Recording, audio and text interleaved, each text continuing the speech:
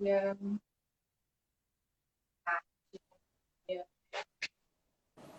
Olá, doutora Pedro. Bom dia, tudo bem? Bom dia, tudo bem, senhor? Graças a Deus, obrigado pelo convite, oportunidade de estar aqui falando com vocês. Um prazer enorme, viu? Nossa, eu que agradeço de coração. Eu queria muito conversar sobre esse assunto com o senhor, então fiquei muito feliz quando o senhor aceitou essa conversa, então quero agradecer de coração, viu? Muito Ah, ótimo, obrigada. obrigado. Eu que Eu agradeço. vou, eu vou começando, porque pode ser que tem pessoas que ainda não me conheçam. Vou explicar um pouquinho dessa rodada de lives, da qual eu convidei o senhor para participar, e aí a gente começa o nosso papo. Tá ok. Então, para quem ainda não me conhece, eu me chamo Lívia, sou psicóloga, sou psicoterapeuta. Entre outras coisas, eu criei esse projeto chamado Rede Mãe, que tem como objetivo trabalhar com parentalidade e desenvolvimento infantil. E dentro dele eu faço um monte de coisas, né? E aí, dentro desse momento da pandemia, nesse mundo doido que a gente está vivendo, eu estou tentando achar formas de contribuir de alguma maneira também. E as lives estão surgindo aqui para mim como essa oportunidade. Nessa rodada de lives, doutor, eu pensei, o tema central dela é que país é esse? Porque eu penso que grande parte da violência que a gente vive vem de medos que a gente cria em relação ao diferente. E aí a gente faz muita força, né, para expulsar, para pôr longe, e a gente acaba perdendo a oportunidade de aprender e de se desenvolver, como, até de se reconhecer como humanidade. Né? Então, Sim, acho que a força contrária à violência é a força dos afetos, dos vínculos e dos afetos. E não tem como a gente criar vínculo e afeto sem a gente, no mínimo, conhecer, não é?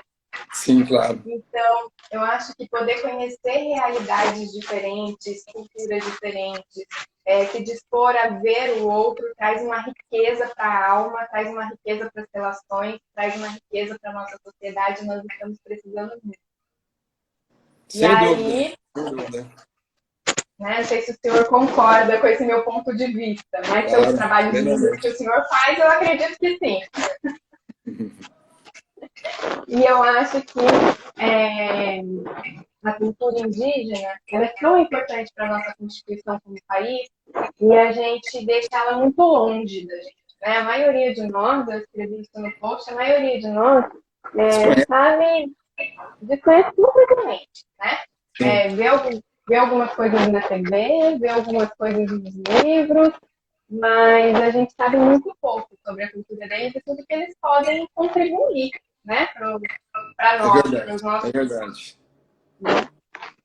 E acho que isso. Então, por isso o meu convite para o senhor, porque acho lindo o trabalho, me interessa muito conhecer a cultura indígena. Então, para mim, eu vou estar aqui, ó, me Tá, alimentando de tudo que o senhor tem para nos tá. trazer. E é isso. Queria que o senhor começasse. Vou apresentar. O doutor Alfredo Lopes é pediatra, médico pediatra, coordenador da pediatria no Hospital da Unicamp, certo, doutor? Não, do centro médico. Do Centro Do centro Médico. médico. É. Tá. E aí também é integrante do projeto Missão Xingu e um ativista pela causa da infância, não sei se eu posso dizer assim, Sim, mas é está sempre verdade. muito preocupado. Eu queria que o senhor começasse daí, dizendo para a gente por que Tá. é tão importante a gente falar da infância. Sim. Bom, primeiro, você já me apresentou, eu sou um pediatra, eu divido meu tempo entre consultório e o Centro Médico de Campinas, que é o hospital onde eu faço pronto-socorro e a área de internação, né? E você é psicólogo, e eu acho que vamos ter bastante psicólogos aí também na nossa discussão. Eu sou um psicólogo, eu sou um psicólogo, né? Eu sou um pediatra que circulo muito no meio psi, né? Eu sempre gostei do meio psi, porque eu entendo que a pediatria sem a psicologia é impossível você fazer, porque sem entender as relações mães-filhos, as famílias, sem conhecer Piaget, Winnicott, sem conhecer Melanie Klein, você não consegue entender as famílias e fazer uma boa pediatria, né? Então, eu sempre fui voltado a esse lado. E a questão da experiência com os índios, que é esse que é o nosso tema, que eu quero passar aqui, né? Porque eu tenho esse ângulo já psi, né? Já tenho esse ângulo voltado à importância das relações familiares, da mãe, o filho. Essa visão já estava comigo, né? E quando eu fui convidado à Missão Xingu, eu vou rapidamente, quem não conhece o Parque Nacional de Xingu, é importante saber que é o maior parque, a maior reserva indígena do mundo, né? Ela é do tamanho de Alagoas, para você ter uma ideia. Tem 2,6 mil hectares, né? De reserva, de mata conservada. É uma coisa mais linda, né? E ela tem 14 etnias, mais ou menos 6 mil índios convivem nesse parque. E ela foi homologada em 1961 pelo Jânio Quadros, né? E redigida pelo Darcy Ribeiro, mas o grande influenciador do parque foram os irmãos Vilas Boas, né? Os 3 irmãos Vilas Boas, um faleceu, depois o Cláudio Orlando Vilas Boas, com a famosa Marcha para o Oeste, que isso até tem um livro que descreve tudo isso, tem filme que retrata tudo isso. Então, nós devemos essa reserva, os índios devem muito aos irmãos Vilas Boas, né? E ela é uma coisa mais linda, porque quando a gente pega um avião da Azul aqui, para numa cidade do Mato Grosso, pega um aviãozinho pequeno e sobrevoa aquele Mato Grosso todo, vai vendo aquelas fazendas todas devastadas, né? Aquelas queimadas, 3 gadinhos, assim, 3 Nelorezinhos, uma imensidão de terra queimada. E depois você entra naquele bolo verde, assim, que é aquele parque maravilhoso, e você vai vendo aqueles rios que vão entrecortando a floresta e vão formando o Rio Xingu, né? Então, é uma das cenas mais bonitas que alguém pode presenciar. A gente sobrevoa, os aviões são pequenos, então ele sobrevoa a 1.000 metros. Então, você vai vendo toda aquela cena, toda aquela paisagem, né? Eu já viajei pelo mundo todo, quase, mas eu nunca me sai da cabeça aquela cena de ver aquela coisa linda que é aquele parque, né? Imagina, que lindeza. E aí, quase que num estado bruto, né? Assim, a natureza. Então, essa é a história do parque. Aí eu não entendia nada de índio, até ser convidado por 2 colegas, são 2 amigos, Dr. José Alberto Barbosa e Dr. Marcos Morandi, ginecologista e oftalmologista, que há 10 anos atrás, um deles tem vínculos lá naquela região, uma viagem de férias, começaram a ver a carência que tinha de médicos, de assistência médica a uma cidade vizinha ao Parque São José do Xingu, uma cidade muito pequena, com 3 mil habitantes, e muito carente. Tem lá um postinho de saúde, tem um serviço social excelente, mas a carência, como nós temos aqui, imagina lá, né? E começaram a ver a necessidade de oferecer alguma coisa àquela população e montaram o projeto Missão Xingu. Começaram com 2, ano seguinte foram 4, e estaríamos fazendo 10 anos da Missão Xingu agora, esse ano, por razões óbvias, não pudemos ir, né? E eu fui convidado na 4ª ou 5ª missão como pediatra. Não tinha pediatra ainda, eu fui convidado como pediatra. E essa missão, ela atende a essa cidade, uma pequena cidade de 3 mil habitantes, bastante carente mesmo no aspecto médico. O Dr. Marcos Morandi é oftalmologista, todo mundo deve conhecer, muito conhecido na cidade. Então, é impressionante o trabalho que ele faz, porque ele leva doações de óculos, né? E as pessoas não enxergavam direito, com presbiopia, ninguém tinha óculos, não tinha oftalmologista lá. Então, ele começava a experimentar, todo mundo começou a enxergar melhor, né? E por aí afora, né? E a gente via crianças, por exemplo, agora, na última vez que eu fui ano passado, crianças de 10, 11 anos que não jogavam futebol porque tinham asma. E elas não conseguiam jogar futebol. E elas eram segregadas. Não conseguia correr. Não conseguia correr. Então, nunca tinham tido contato com uma bombinha de asma, não sabiam o que era isso, né? Então, assim, pequenas coisas que a gente leva para lá que fazem uma diferença enorme. E a gente leva muita esperança para aquele povo, leva alguns aspectos também culturais que a gente traz para eles, passa filmes. É uma missão bastante interessante. E aí eu comecei a ver que aquela cidade pequena, ela também é muito sofrida, porque é um local, você imagina, você tem ali a maioria das pessoas que formaram aquela cidade eram capatazes de fazenda, é uma área de pecuária, aquela região. Então eram pessoas muito brutas, assim, capatazes, pessoal que mexia com fazenda, tal. E como toda cidade pequena, como garimpo, né, começa assim, vão os homens, depois vai a prostituição, né? E depois eles vão formando as famílias, né? Então é um local que existe um alto índice de violência doméstica, abuso, né, em crianças, assim, mas altíssimo mesmo, um problema social muito grande, alcoolismo. E eu via naquelas crianças lá daquela cidade um aspecto muito, algumas, não todas, é evidente, mas um aspecto muito de tristeza, né? Mesmo depressão.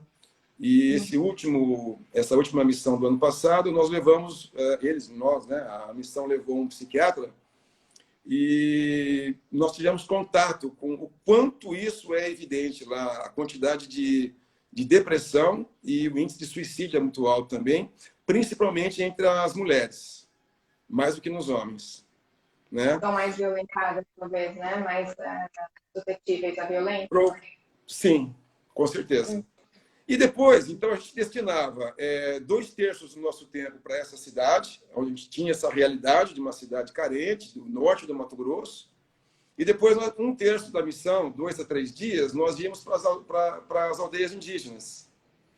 E aí eu via uma realidade diferente, né? Então, eu só vou relatar assim, o que eu vi. Eu não estou aqui para defender, acusar, criticar a nossa sociedade ou a deles. Eu estou dizendo o que eu vi, né? Então, quando eu cheguei...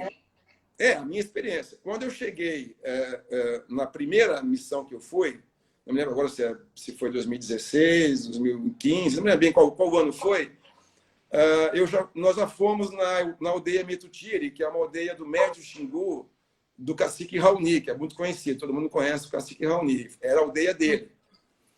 E a gente ia lá examinar as crianças, eu não conhecia nada de índio, não tinha nem lido nada de cultura indígena, fui como um pediatra numa missão e que ia conhecer índio, não sabia nada. Aí, quando eu, então, tive esse primeiro contato, já com aquela natureza, aquela beleza, a gente pega um aviãozinho pequeno também, sobrevoa o parque, de repente você vê um buraco no meio daquela mata, que é a aldeia, né? Aí o avião desce ali, e você já começa a ver os índios, eles vêm receber a gente, aquela coisa toda. E, na hora de examinar uma criança, como é que foi a cena? Isso que eu queria escrever, como é que é interessante. Era um bebezinho lá, de 2 anos, né? Que a mãe colocou sentadinho na maca e a mãe recuou. Ela ficou 2 metros da criança, o bebê ficou sentadinho, sozinho na maca. Que já é uma postura que eu não vejo aqui, que as mães já ficam ali e tal, né? Ela recuou e deixou o filho sozinho. E eu, então, estava com o estetoscópio, né? Aquele aparelhinho, você sabe, né? Aquele estetoscópio, e eu ia me aproximando lentamente do menino e ele fazia não sabia se recuava, se aceitava. Então eu parei e ele ficou olhando nos meus olhos, assim, de uma maneira como eu nunca vou esquecer, né? Eu fico até me emociona, porque ele me olhava, aquele olho preto lindo, de um jeito assim que ele buscava confiança em mim, sabe? Ele me encarava, coisa que as crianças não encaram a gente aqui. Elas não têm essa... olhar. Ele parecia uma coisa meio de animal, assim, que ele queria ver se ele ia ser atacado ou não, sabe? E eu tentava ali, amistosamente, me aproximar dele, até que ele olhou para a mãe e a mãe fez um sinal de positivo, sem falar nada, como que permitindo que eu me aproximasse dele. E aí, então, aquela confiança que ele tinha da reação da mãe, né? Dando ok, eu fui me aproximando dele e examinei calmamente, e ele, sem nenhuma reação, me deixou fazer a escuta cardíaca, pulmonar, ver o vidinho dele, quietinho, né? Ele não fala a minha língua, nem a mãe falava a minha língua. E eu achei aquilo uma coisa assim, caramba, já estranhei, né? Não é assim que eu vejo as crianças lá que eu vou examinar, que às vezes tem uma atitude mais rebelde, a mãe tem que segurar. Não é desse jeito. E uma outra situação na mesma aldeia, que para mim foi assim uma coisa que eu nunca vou esquecer, e me pregaram uma peça. Né? O doutor José Alberto já sabia que os índios reagiam assim. Nós levamos, todo ano, aliás, essa missão ela é um pilar dessa missão, é um empresário de Campinas que nos ajuda muito, eu não vou citar o nome dele porque não tem essa permissão, não pedi a ele, e tem uma estrutura que vai toda uma estrutura de logística, né? Que é o Redondo e o Rodrigo, que cozinha para a gente. Então, eles vão 3, 4 dias antes com um caminhão, levando a amostra de remédios e toda a estrutura que a gente precisa. Então, eu queria fazer essa menção aqui a esses dois e a esse empresário, que é muito importante nessa missão. Mas, enfim, voltando. Aí, então, nós levamos uns brindes, né? Coisa, bola, brindes de laboratório, coisa que a gente tinha ganho, dá um saco grande. E eles disseram assim, Alfredo, você que é pediatra, faz uma fila com as crianças e vai entregando de um a um. Mas fizeram uma cara meio assim de risada, que estavam pregando alguma peça em mim, né? Bom, beleza. Então eu peguei aquele saco e falei, ó, vocês fazem uma fila aqui que eu vou dar de um em um. E os pais todos em volta de mim ali, né? E só as crianças na frente. Aí, no terceiro brinde, já veio uma índia, assim, de uns 8 anos, com uma força. Mas não foi uma força, assim, agressiva, uma força bruta. E arrancou aquele saco de mim, né? Eles romperam a fila completamente. Arrancou aquele saco de mim e aqueles brinquedos foram jogados para o chão. E aquela criançada, 30 crianças pulando em cima dos brinquedos. Eu falei, meu Deus do céu, o que que eu fiz? E todo mundo rindo, né? E só eu preocupado, assim, o que que eu fiz, né? O que que eu causei aqui nesse tumulto? Agora eu vou apanhar dos pais aqui, os índios vão me matar, né? E aquelas 30 crianças se degladiando ali de uma maneira rindo, mas brincando, não era uma coisa agressiva, eles riam, né? E aí, lógico que os mais fortes pegavam 3, 4 brinquedos e os menorzinhos não. E de repente eu vejo uma cena assim, acabou aquela confusão, o menino grande com 4 brinquedos que ele não conseguia nem segurar, e o pequenininho, que não pegou nenhum, fez assim, e riu, né? Como que, não consegui, mas tudo bem. E cai o brinquedo do grande. O pequeno pega e entrega para o grande. Né? Falei, caramba, mas que coisa impressionante, como é que coisa, que sanidade mental tem essas crianças para agir assim, né? Eu fiquei imaginando essa cena. Tem essa coisa do é meu. Eu fiquei imaginando no condomínio, lá no clube que eu frequento aqui, se seria desse jeito, né? E depois o que acontece? Todos os indinhos, as crianças, saem juntos, rindo, os que pegaram 4, os que não pegaram nenhum, e vão para um cantinho deles, debaixo de uma árvore, distribuem os brinquedos e ficam brincando lá entre eles sem nenhum problema. Sabe? Então, o que eu quero dizer? Aquilo para mim foi uma demonstração de sanidade mental. Né? Assim, eu percebi depois a alegria das crianças, o sorriso deles, a expressão facial. Eu falei, não, aqui tem sanidade mental. Né? Mais do que eu vejo na maioria das crianças, na minha cidade, principalmente naquela cidade que a gente tinha estado 2, 3 dias antes. E nas próximas missões, eu fui... Bom, vamos discutir, eu já falei muito. Nas próximas missões, eu fui voltado a entender por que essas crianças eram desse jeito. Então, aí que a gente podia discutir, né? Isso que eu ia perguntar para o senhor, né? O que o senhor enxerga lá, que eu acho que isso é legal para a gente conversar e para a gente começar a pensar, que faz com que essas crianças fiquem mais saudáveis emocionalmente, né? E se comportem de forma tão diferente assim da gente. Eu penso que isso é uma das grandes coisas que a gente pode aprender com os índios. A gente, na cidade, parece que a gente perdeu muito a noção do que é conviver, sabe? Sim, do que é a convivência, do que é viver em comunidade. A gente está promovendo cada vez mais crianças mais adoecidas emocionalmente, fisicamente. Posso dizer daí pela minha experiência, né, em quase 15 anos de atendimento clínico, a diferença do início, né, de quando eu comecei a atender para agora, assim, brutal, né? Eu venho falando aqui, às vezes, que hoje em dia eu tenho criança de 7 anos que já tentou suicídio, sabendo o que é. né? Sim. É assim, muito dolorido. Então a gente precisa começar a pensar onde é que a gente está errando, porque isso é responsabilidade nossa. Né? E aí, quando você vê uma criança de 2 anos num nível de confiança na relação com a mãe, que ela só faz assim, e ele consegue baixar a guarda, ou quando você vê crianças de idades diferentes conseguindo compartilhar, né, ao invés de competir, eu acho que são coisas importantes da gente entender de onde é que está vindo isso. O que a gente Sim, pode aprender com isso? é uma coisa incrível, assim, sabe? Então, o que eu vi? Daí depois eu fui em mais 4 missões, né? Mas aí eu já fui com esse olhar voltado a entender como é que eles cuidavam das crianças e tal. E, bom, a primeira coisa é que eles têm um respeito pela criança incrível. Eles respeitam muito a criança. O índio, ele nunca agride a criança. Eles têm essa cultura de não agressão. Né? Eu tinha uma ideia da brutalidade. A gente fala que coisa de índio, que índio selvagem. é selvagem. Né? Selvagem. E aí a primeira coisa que eu constatei foi a feminilidade e a maternidade das índias. Né? Quando a gente vai ali participar de algum ritual deles, que a gente dá a mão, né? Você dá a mão para uma índia para poder dançar, o toque da mão dela, assim, o jeito que ela te toca, o jeito que ela, a delicadeza que ela tem, sabe? É uma coisa que chama atenção. Esse lado feminino da Índia, esse lado maternal. Um toque de respeito, o senhor sentiu, assim? Um toque de respeito? Como que você perguntou do respeito? Um toque de respeito é um toque com respeito. É um toque com respeito e muito delicado, passa uma coisa muito delicada. Eu imaginava uma coisa bruta, assim, né? Uma coisa meio bruta. Não era, né? Elas têm essa coisa muito feminina, né?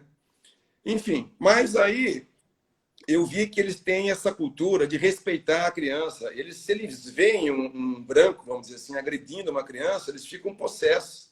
Eles vão em cima do branco. Porque eles acreditam, eu perguntei a eles qual que é esse respeito, dessa coisa da agressão. Eles acreditam que se você agride a criança e a criança tem medo dos pais, o espírito dela é espantado. E ela fica uma criança triste. Né? E uma pessoa sem espírito, sem alma, é uma pessoa deprimida e triste. Né? Então, primeiro que eles não agridem. Nas nossas crianças, não é? Sim. Ai, não é isso, doutora Freire, que a gente vê nas nossas crianças hoje, né? O quanto que a gente não se dá conta, os selvagens da cidade, né? Sim, não se dão conta do tamanho da violência que a gente promove nas crianças e o quanto a gente deixa elas sem alma. Principalmente da violência psíquica, né? Não só da violência física, né? E daí elas... Que sabedoria linda essa deles, não? Elas têm uma maternagem muito forte, né? Onde a Índia, você sabe, elas ficam lá o tempo todo com aquele bebê, né? Elas dão de mamar até 2, 3 anos de idade, no mínimo 2 anos.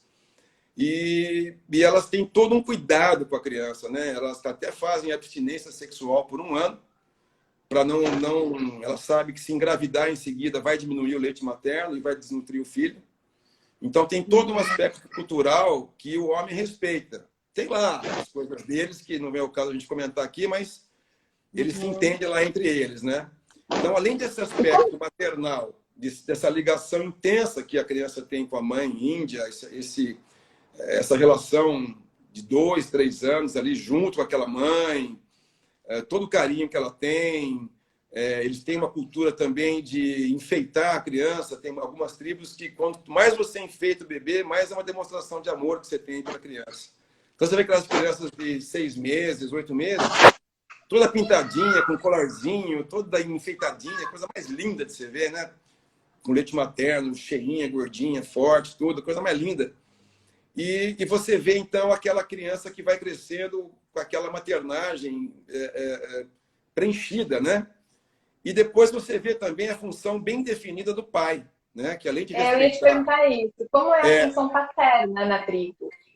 Primeiro que é respeitado essa relação com a mãe, né? Eles sabem da importância. O homem não cobra da mulher. Sim, ele não cobra da mulher essa divisão que às vezes a gente vê aqui na nossa sociedade. Algumas mães reclamam disso, né? Que se sentem um pouco divididas Porque alguns homens também não entendem essa coisa que a mãe precisa no começo da vida, tá voltada à criança, né? Isso o Winnicott fala muito, né, da relação dependência absoluta que o bebê tem, e a mãe fica dividida entre ter que os afazeres da casa, mais o marido que está cobrando, a competição com o pai. E lá o homem índio, ele entende essa coisa e ele consegue depois, ele faz essa cisão do vínculo materno muito bem feito e naturalmente feito, porque daí ele puxa o menino, a menina, para acompanhá-lo nas suas atividades de pesca, de caça. Então, tudo que você vê que é descrito nos livros de neurociência, nos livros de psicologia infantil, que eles nunca leram, intuitivamente eles fazem tudo certinho, né? E acaba dando essa noção que eu tive, né?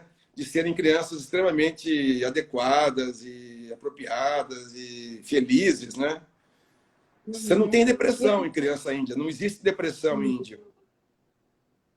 E outra coisa que também é relatado... São crianças que eu não sei se é real, é a minha impressão, né? Porque eu nunca tive a oportunidade de estar numa aldeia, que as crianças também, elas conseguem lidar muito bem com as responsabilidades, né? Assim, do grupo. Elas aprendem desde muito novas a fazer parte ali da comunidade, né? A ser responsável, a ser autônoma. Muito bem lembrado. Isso é uma coisa que é estimulada, né? Eu acho que eu queria realçar assim, que para mim chamou a atenção o papel definido da mãe, né? A maternagem da mãe, o conceito da não agressão à criança em nenhum aspecto, né? E também o papel do pai é importante, né? Na hora da decisão com a mãe, de puxar o filho para ele e tudo mais. Os vínculos são fortes com o pai também. Muito fortes. E também a questão dos rituais, né? Então, esses rituais de passagem, que é muito definido lá entre as comunidades indígenas, cada tribo tem o seu, né? Esses rituais são bem definidos. Coisa que nós aqui perdemos um pouquinho dos nossos rituais, né? Sejam eles religiosos ou de natureza qualquer, né? Então, esses rituais, eles são muito importantes. E também, eles têm uma questão... eles não dividem muito a questão da infância, adolescência e vida adulta. A partir de 8 anos, a criança índia, eles falam isso, que eles conversam com a criança como conversam com o adulto. Eles acham que há 8 anos a criança já tem, para eles isso, né? Condições de entender. Então, a relação já fica uma relação igual, né? Eles têm uma precocidade, evidentemente, da vida. Eles quase não passam por uma adolescência, porque é muito comum a menina índia, a adolescente para nós, né? 12, 13, 14 anos, já estarem casadas, já construírem família, já terem filhos, já ficarem grávidas, né? Mas isso é da cultura deles, não estou aqui para criticar nem para um elogio. Mas é isso, essa experiência, para mim, que tenho esse olhar do pediatra ligado às relações de família, ficou muito evidente como isso dá certo lá para eles, né? E como agora, o vínculo fortalecido, principalmente no início da vida, faz muita diferença, né? Muita diferença, né? Muita diferença. E a outra coisa que é relatado pelas professoras também, quando esses índios vão para a escola, eles são muito inteligentes, eles são os que mais pegam lá a matéria, matemática, aprendem muito rápido, sabe? Deve ter a ver também, a gente sabe que hoje a criança que vive num estresse tóxico, está muito comum essa palavra, estresse tóxico, né? Um ambiente e tal, elas acabam... Formação cerebral, né? Acabam prejudicadas na sua formação cerebral, né? Que vai repercutir mais tarde até no aprendizado, numa série de doenças aí que a gente está vendo agora, que tem até um fundo anatômico e funcional, não só psíquico, né? Sim. E aí o senhor falou isso, eu lembrei. Eu acho uma coisa também importante da gente falar. Lembrando até do arquivo que o senhor me mandou esses dias, da espiritualidade, né? Como que o senhor vê a importância da espiritualidade nos indígenas, né? E os ganhos que uma criança pode ter com isso, ou não, né? Não sei a sua opinião. E essa diferença aqui para nós. E aí, espiritualidade, lembrando que não estou falando de religião, né? Estou falando da espiritualidade. Antes disso, tem o André Passo está perguntando quantos anos, em média, vive o índio, homem e mulher, né? Bom, lembrar que o cacique Raoni está com quase 90 anos, né? Em plena atividade. Então, eles vivem 90 anos fácil, né? 90, 100 anos, né? Eu vi lá, e com muita saúde, né? E, bom, a questão da espiritualidade, eu queria só realçar que a Sociedade Brasileira de Pediatria acaba de lançar um manual que eu posso disponibilizar. Ah, até disponibilizei para você, Lívia, sobre a Sim, importância da mandou para mim, sim. espiritualidade Se alguém quiser, depois me avise que eu posso encaminhar. nas famílias, né? E Sim. isso é muito cultuado, né, pelos indígenas, né? A questão a questão espiritual, né? É muito realçado pelos índios isso. Eles dão muita importância para essas crenças, né? Então, isso as histórias, as crenças, os mitos, são histórias que as crianças aprendem, né? Com os pais, com os avós, logo no início. E eles têm essa crença da natureza, né? Que o espírito deles vem da natureza, né? Dos Uhum. bichos. Daí essa necessidade da preservação da natureza que eles têm, né? E do medo da devastação, da ameaça que eles sofrem, estão sofrendo agora ainda mais, né? Constantemente pelo governo, né? Da Uhum. invasão ou da ruptura dessas reservas, né? Uhum. Acho que essa noção de espiritualidade, quando a gente vivencia uma espiritualidade, traz uma consciência de um todo também, né, doutor? Não sei se o senhor Sim, sem dúvida, concorda comigo. sem dúvida. Eu acho que tudo isso também faz com que a gente respeite mais a vida do outro, né? Acho que leve Sim, a vida em consideração. Aqui na cidade, às vezes, eu vou falar, posso ser mal interpretada, mas às vezes a gente vê os centros religiosos lotados, né? Assim, mas a pessoa com uma incapacidade de olhar para a vida do outro, né? A gente está sim. vivendo isso aí nessa pandemia que, meu Deus, está aumentando assim no momento em que seria tão importante essa noção do coletivo quanto a gente está individualista, né? Eu acho que Assim, estamos espiritualidade tendo é uma coisa bem mais ampla do que você, uma vez por semana, uma hora no domingo, ir num culto religioso, entrar, rezar, Uhum. sair e tua vida continua tudo igual, né? Acho que E espiritualidade é um conceito muito mais amplo do que isso, né? E o quanto isso traz saúde mental, porque, né, Sim, te faz se sentir parte de uma coisa, de um sim, todo, né, e trabalhar a serviço do todo e da vida, né. sim. Eu tenho a sensação, né, de que os índios vivem isso de uma maneira bem plena, né, bem completa, Isso, assim. bem completa, bem definida, né? Uhum, Através dos seus rituais, né? Então, acho que para mim fica claro. Ah, e outra coisa, a tribo, né? A gente aqui perdeu também a nossa tribo, né? Essa coisa porque lá um ajuda o outro, né? A gente sabe que é difícil criar filho, então as índias têm lá 3, 4 filhos e tal, mas elas recebem todo um apoio dos avós, das vizinhas, então um ajuda a outra com alimento, com cuidado do filho, e isso aqui hoje as pessoas estão muito individualistas, né? Se você não tem aí a avó, o avô, tem que ser a creche, tem que ser a escola que vai cuidar. Então, a gente perdeu também essa noção das tribos, né? Da questão da tribo, que a gente tinha isso lá atrás, né? Eu tive muito na minha infância. Eu lembro que a minha mãe era muito ajudada pelas vizinhas. Eu tinha uma vizinha lá de frente da padaria que vinha na minha casa, tomava conta de mim, ajudava, trazia pão. A gente perdeu isso. A gente mora num prédio, às sim. vezes não sabe nem quem é o seu vizinho de frente, né? Né, e se bater na porta para pedir ajuda, ainda acham que a gente está Não incomodando, sabe nem quem é. não é? Eu Verdade. acho que isso é uma coisa importante da gente aprender também com eles e resgatar, né? Outra coisa A que eu queria importância de se colocar. ter rede. Na sua área, por exemplo, uma coisa que eu compartilho muito as ideias do Carlos Gonzalez também, né? Carlos Gonzalez, você deve conhecer, né? É um Sim, pediatra espanhol. pediatra. Uhum.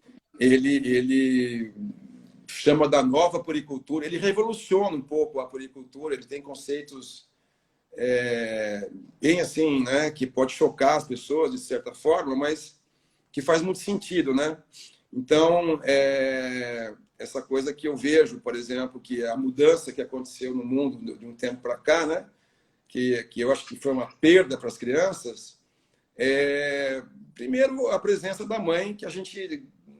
É impossível você ser uma boa empresária, uma empresária bem-sucedida, ou uma médica bem-sucedida, uma profissional, uma advogada, uma psicóloga muito bem-sucedida, tendo um filho e continuando com esse sucesso profissional todo e cuidando de uma casa e cuidando de um filho.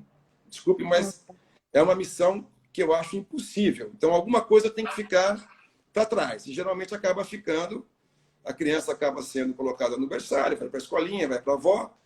Então, eu acho que as crianças perderam um pouquinho com essa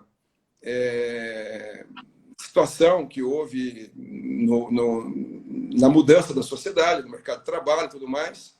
Foi um ganho de um lado, mas eu acho que perdeu do outro. E também o papel do pai, o papel do homem na nossa sociedade, ficou um pouco... eu noto algumas, não sei se vocês como psicólogos notam isso, que algumas mães se queixam um pouquinho da figura paterna que está confusa, né? No cuidado com o filho, está confusa, ela não sabe bem o que fazer. Quando não foi embora já. Quando não foi embora. A gente vem conversando bastante aqui na Rede Mãe sobre essas coisas, que é tão complexo, né? Porque envolve tanta coisa, mas que a gente tem que começar a falar, porque senão a gente não vai achar alternativa, né? Voltar ao que era antes na nossa sociedade, a gente não vai, né? Sim. E acho que nem precisa. Ganhos são ganhos, que bom, né? Só que também a gente precisa melhorar algumas coisas e a gente precisa de várias mudanças, acho que é isso, né? As crianças perdem, sim, porque as mães estão trabalhando mais, mas isso não significa que a gente não possa achar alternativas para isso. As redes, por exemplo, são coisas importantíssimas para isso. Porque acho que fica mais complicado e mais difícil para a criança, olhando do ponto de vista, né, lá da criança, não só como mãe e mulher. Mas porque ela fica largada e terceirizada, né?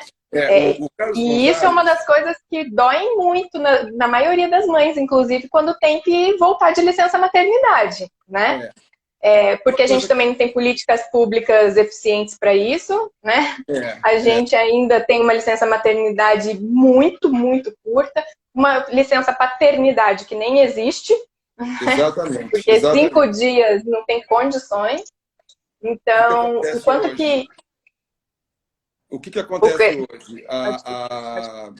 Um índice alto, quase 40%, eu acho, de mulheres que, após a sua licença maternidade, são despedidas.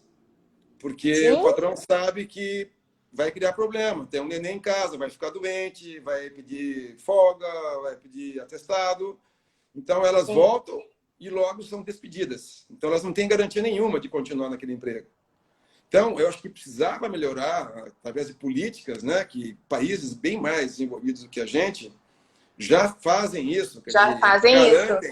Garantem aquela mãe um ano, até a Finlândia, por exemplo. Não vamos comparar com a Finlândia, beleza, mas garantem 2 anos a mãe na casa com salário, porque é mais importante para eles terem depois um adulto com uma boa formação psíquica, intelectual, e que vai ser uma força de trabalho para o país, do que ter uma criança que vai dar trabalho depois para a saúde pública. Pode ser um delinquente, pode ser uma pessoa que vai usar droga, pode ser uma pessoa que vai ter uma gravidez precoce, que é o que a gente está vendo. Se a gente quiser pensar exclusivamente em gastos públicos para um país, né?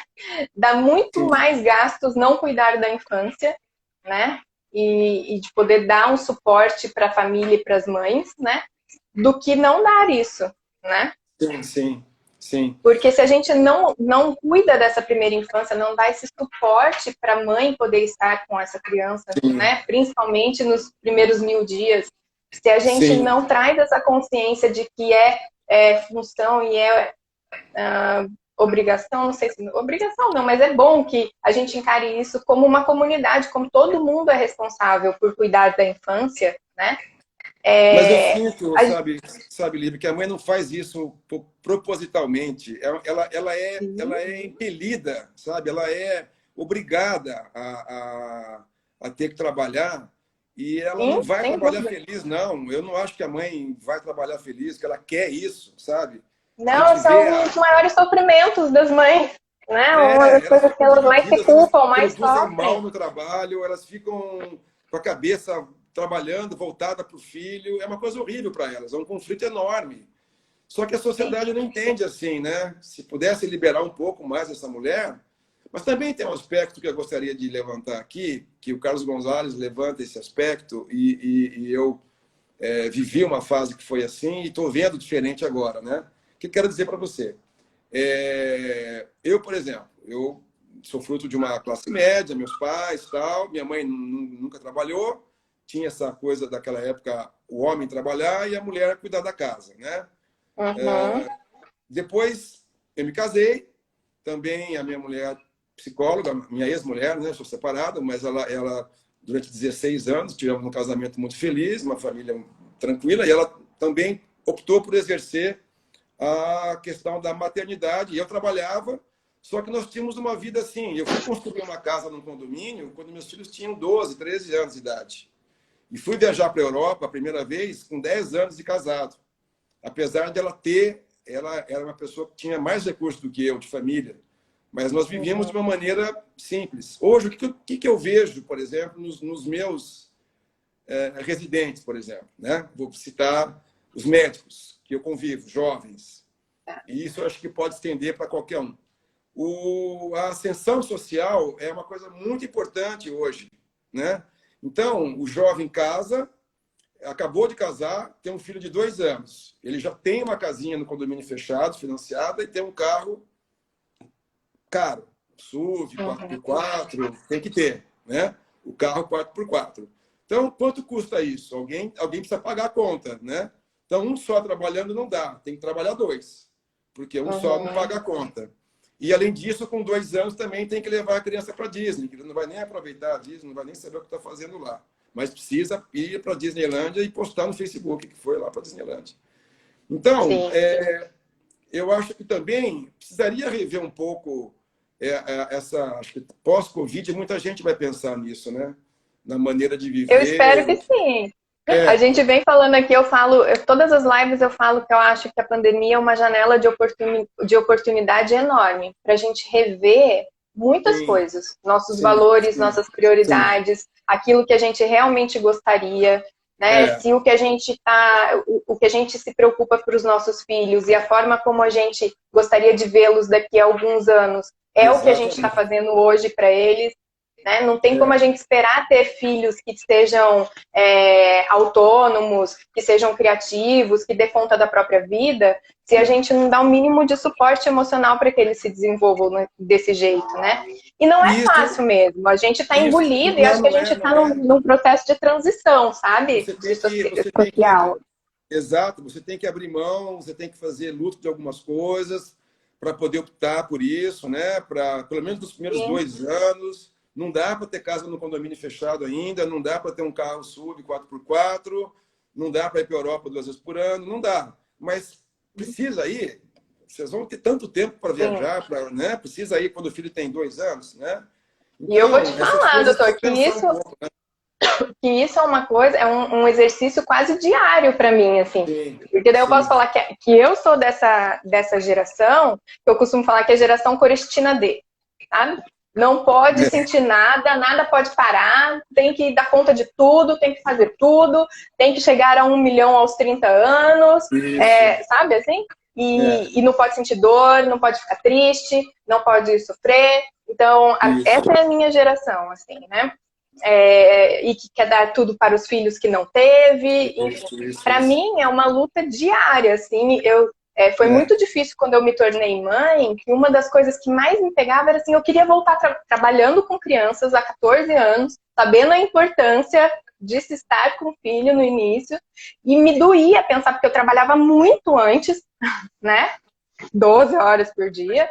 é. É, e aí, para eu conseguir encaixar dentro de mim, que eu não ia voltar aquilo mais. Aham. E eu não ia porque eu não podia fazer isso comigo e com meu filho e com nossa relação. E aí Sim. até eu conseguir, hoje eu fico mais confortável, mas ainda assim tem vezes que eu tenho que falar, ops, tô exagerando, calma aí que tá precisando, sabe? Então, E olha, são não é 3 uma coisa que anos a que eu gente ainda lê tô só. achando o meio do caminho, sabe? Eu acho que as pessoas precisam buscar esse meio, sabe?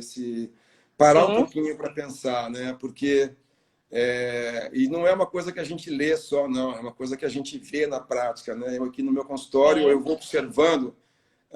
Eu tenho vários casais que têm esse perfil, sabe? De ter essa consciência e eles se dão muito bem entre eles, porque você sabe que também é importante que na família exista uma convivência entre homem e mulher, que se estabeleça de carinho, de afeto, onde a criança contemple isso, né? Então é tão Uhum. importante quanto a relação de um com o outro, mas a contemplação que a criança faz da relação do casal, né? E então esses casais que eu vejo que me transmitem essa sintonia e tem essa preocupação e conseguem dividir o seu tempo direitinho e tal, é impressionante como as crianças não dão trabalho nenhum, quer dizer, nem doente Sim. ficam, um resfriadinho aqui, outro ali, e É na hora de muita tirar a diferença. fralda, o desfraude é fácil, Tranquilo. vai para a Uhum. escolinha é fácil, a adaptação é fácil, porque É, teve uma estrutura psíquica bem constituída, né? sim, que eu acho que é o que a gente tem que resgatar e aprender com os índios, né? Resgatar de É, novo e aprender com os índios. exatamente, exatamente. A importância de formar esse vínculo, porque eu acho que no vínculo a gente consegue considerar o outro, respeitar o outro, né? É, Respeitar o outro no seu tempo, respeitar o outro no seu desejo, né? sim, E a sim, gente voltar, porque eu acho que a gente é uma sociedade muito violenta, a gente é muito violento com os filhos e a gente acha que essa violência é justificada para educar, né? é E verdade. eu acho que, então, você trazendo isso para a gente, né, esse entendimento dos índios, que bater numa criança faz elas perderem a alma, né? Eu acho de uma profundidade tão grande, porque eu Sim, acho que na violência a gente perde nossa dignidade, né? sim, sim. E uma criança que cresce não se sentindo digna, seja lá do que for, de ser aceita, de receber o afeto, ou de ficar condicionada, né? Isso traz Sim. tantos desdobramentos depois, né? Que a gente iria para outra live para isso. E você Mas o ouvir quanto a de um gente índio, precisa né? rever Não, você ouvir a de um gente índio, rever essa postura. você ouvir de um índio uma coisa assim, que ele fala assim, se os pais agridem a criança, batem ou agridem a criança, eles vão, em vez de ter respeito pelos pais, eles vão ter medo dos pais. E eles não podem ter Sim, medo dos pais, eles têm que ter respeito, porque eles precisam ter confiança nos pais. Uma coisa parece sim. muito simples, né? Mas Mas é, entre aspas, um selvagem falando isso, eu falo, caramba, é tão pois óbvio, é, mas quanta gente não pois faz é. isso, né? Quanta E por gente isso que aqui quando você me civilizada, falou né? do Tão toque, civilizada e não é, faz, e nem pensa nisso, né? não. Quando você me falou do toque, né, da Índia na sua mão, quando vai Uhum. para o ritual, eu pensei nisso porque eu tento falar bastante sobre isso, a importância do toque que a gente dá na criança, né? É verdade. Principalmente no bebê. A forma É, como a gente toca no bebê, a forma como a gente troca a fralda, como a gente amamenta, como a gente troca a roupa, como a gente dá banho. A é. criança é um ego sensório, né? Ela Sim, sente o claro. mundo pelo corpinho. Então, se você tem um toque bruto, ela sente esse mundo como bruto, Sim, né? sim. E a gente vai se embrutecendo, né? E aí a gente chega assim numa pandemia que tem milhares de pessoas morrendo dia e a gente não consegue nem se sensibilizar com a morte do outro, É, é verdade. né? E eu acho que a gente vai perdendo valores muito importantes para a humanidade, né? Para esse Sim, para a valorização da vida. A vida vai é, ficando muito relativa, né? E a gente sim, vai banalizando o mal. Eu sim. acho que eu queria muito falar com o senhor disso, dos índios, porque quando eu escutei seus áudios no grupo, né, que você Uhum. mandou o vídeo, eu falei, meu Deus, a gente tem muito o que aprender. E como a gente Essa pode aprender com o diferente, né? essa última missão, eu fiz questão de gravar, né, um vídeo entrevistando uma índia que falava a língua dela, É era Julu, lindo, né? E aí o lindo esse Bolinha, que é vídeo. o nome do outro índio, vai traduzindo o que ela fala, né? Bem interessante. Uhum. E uma outra experiência que eu quero também relatar que eu tive com os índios, que foi para mim incrível, né? Aí a questão do cuidado com a natureza que eles têm, né? Nessa mesma primeira viagem, a gente ficou acampado na beira do rio Xingu, né, com barracas, assim, coisa mais linda, né? Fora as pegadas de onça que nós vimos no dia seguinte, que assustou um Ai, meu pouco. Deus! É. Mas aí, no outro dia, a gente saiu para pescar com os índios. Então, o doutor Morandi e um outro colega foram pescar tucunaré, que é um peixe que você pesca de uma forma. E eu fui com 2 índios pescar peixe de couro, né? Que é outro tipo de pesca, né?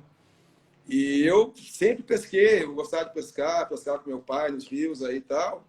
E a gente ficava assim, nossa, uma manhã inteira para pegar 2 peixes, né? E olhe lá, hoje em dia, se você for pescar lá no Mato Grosso, você fica lá um dia inteiro, pega 1, 2 peixes. Bom, chegamos lá com o índio, aquela canoinha, motorzinho e tal. Ele sabia onde era o lugar. E eles não usam vara, né? Eu tinha vara, eles não, eles usam só aquela linha. E não tinha isca. Falei, como é que eles vão pegar um peixe sem isca, né? Não estou entendendo como é que eles vão pescar sem isca. E ele não falava a minha língua, também não podia perguntar. Aí ele pega uma graminha, juro por Deus, ele pega uma graminha, enrosca no anzol assim, joga, pum, pegou um peixe, com a grama. Aí, com aquele peixe que já era grande assim, ele fez a isca, né? Aí ele cortava o peixe e me dava aqueles pedacinhos de carne do peixe. Quando você jogava assim, a vara mal caía na água, você já pegava um peixe. Pum, já entrava um peixe enorme lá. Peixe de cor é grande, né? Pintado, esses peixes grandes. Nossa senhora, aquilo foi uma emoção para mim, pegar aquele peixe enorme, recolher, e mais um, e mais um. Eu falei, nossa senhora, isso aqui está ficando demais, né? Quando estava ficando bom, ele para, ligou o motor, quase que eu não recolho a vara, já ia embora, vamos embora, vamos embora, vamos embora. Eu falei, gente, mas como que vamos embora? Agora que está gostoso, pegando um monte de peixe, nós vamos embora? É porque já tinha pego o suficiente O para que eles suficiente. precisavam, entendeu? Isso durou 1 hora e meia. Eram 8 Olha peixes. isso, impressionante. Então ele pega o maior peixe, nos dá o maior peixe. Nós fizemos um churrasco na beira do rio, com aquele pintado enorme lá, que até hoje eu não vou esquecer essa cena, nem o gosto daquele peixe. E leva os demais para a aldeia para eles comerem, que era o que eles precisavam, né? Então, você vê o cuidado que eles têm, né, com a natureza, com a preservação, né? Que se a gente perder isso, a gente já está destruindo tudo, né? Já está tudo Tá. destruído. Os rios poluídos, né? Não tem mais peixe. Agora que começaram movimentos aí de pesca e sorte e tal. Mas eu lembro que, nossa, foi muito destruído, né? E acho que isso vem da consciência do todo também, que a gente estava falando quando citou a espiritualidade, né?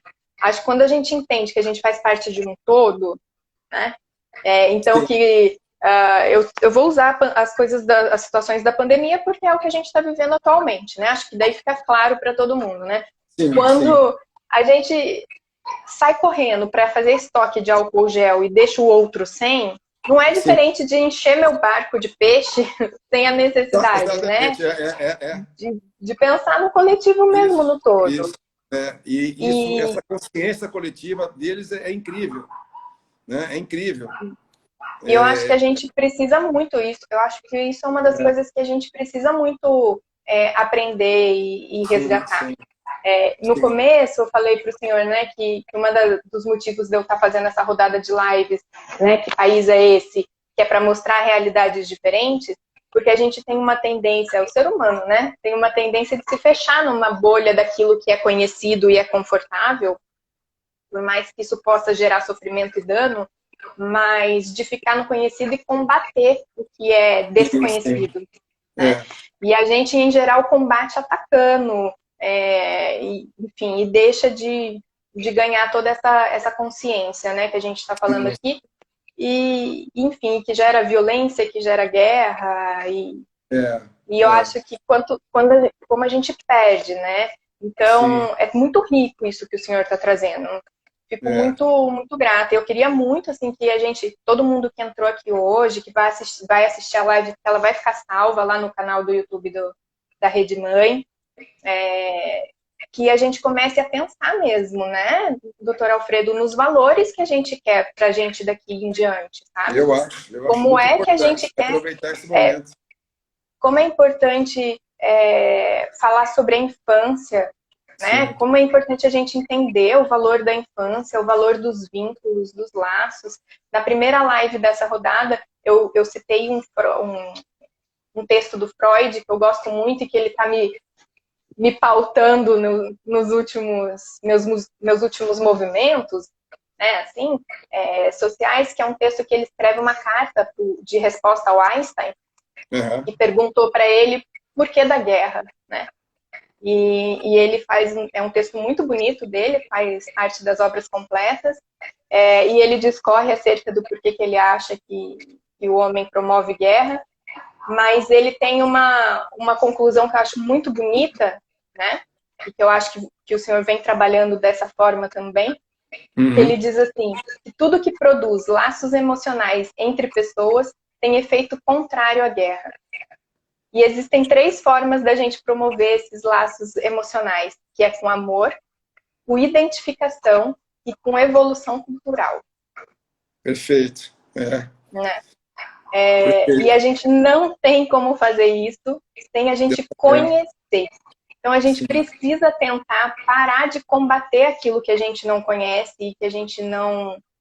e que é olhar diferente. mais para o outro, né? Olhar mais para o outro. Quando eu falo outro, a gente precisa, sabe, desde o porteiro do nosso prédio, né? Dar um bom dia para ele, né? Conversar, perguntar como é que ele está, como é que foi a noite dele, se ele está bem, se precisa de... Sabe, desde disso, uma coisa simples, mas que a gente se esquece de fazer, né?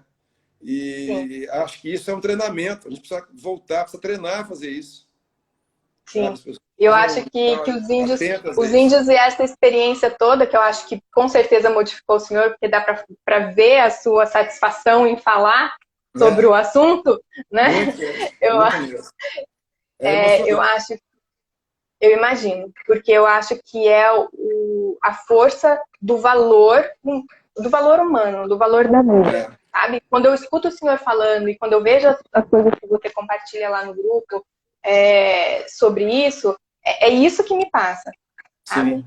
Como pode ser transformador essa potência mesmo do amor, assim. Só queria assim, fazer uma ressalva que essa missão ela completaria 10 anos agora, né? E ela, como eu disse, tem esse intuito, mas a gente vai aprender, eu vou aprender com os índios, a gente faz muito pouco, né? Doutor Morandi leva muito óculos lá nas aldeias, é interessante porque elas trabalham com as miçangas, né? Então, eles fazem aqueles colarzinhos, aqueles fiozinhos, e elas vão perdendo a visão, como qualquer pessoa, depois de 45, 50 anos, vai ficando difícil para enxergar de perto, né? Que é a presbiopia. Aí elas começam a ganhar aqueles óculos e começam o próprio índio não consegue botar a linha no anzol, já começa o velhinho, né? Então, aqueles óculos são fantásticos para eles, né? Mas a gente vai lá para aprender. Eu queria fazer só uma ressalva, que da Escola Paulista de Medicina, que faz um trabalho magnífico, né, na saúde indígena. A Escola Paulista tem um trabalho desde o tempo dos Vilas Boas, né, que trabalham juntos com as comunidades do Xingu.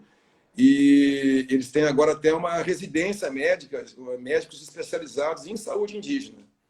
Que legal. Então, a Escola Paulista faz um trabalho magnífico, né? Eles poderiam, muito mais do que eu, estar falando sobre isso, porque eles vão com mais frequência e devem conhecer muito mais que eu. Então, se alguém tiver interesse em se aprofundar um pouco mais nisso, procurar essa cadeira da saúde indígena da Escola Paulista de Medicina, que faz um trabalho muito bem feito, né? Muito obrigada. Daqui a pouco vai cair a nossa live, a gente tem 1 minuto só. O Instagram derruba, mas obrigada de coração. Acho que tinha muito mais coisa, eu queria ficar conversando com o senhor muito mais. Não, foi muito bom, também gostei, ótimo. Foi muito bom mesmo. Obrigada. Quero agradecer o seu trabalho, porque eu sei que o senhor faz muito, o senhor faz muito pelo nosso país, pela nossa infância, pelas crianças, então eu quero agradecer por tudo Obrigado isso. pelo apoio, Linda. E a live vai ficar salva, gente. Vai ficar salva, viu? Obrigado, gente. Obrigada. Tchau. Boa tarde para todos aí. Até logo. Beijo, boa tarde. Tchau. Tchau.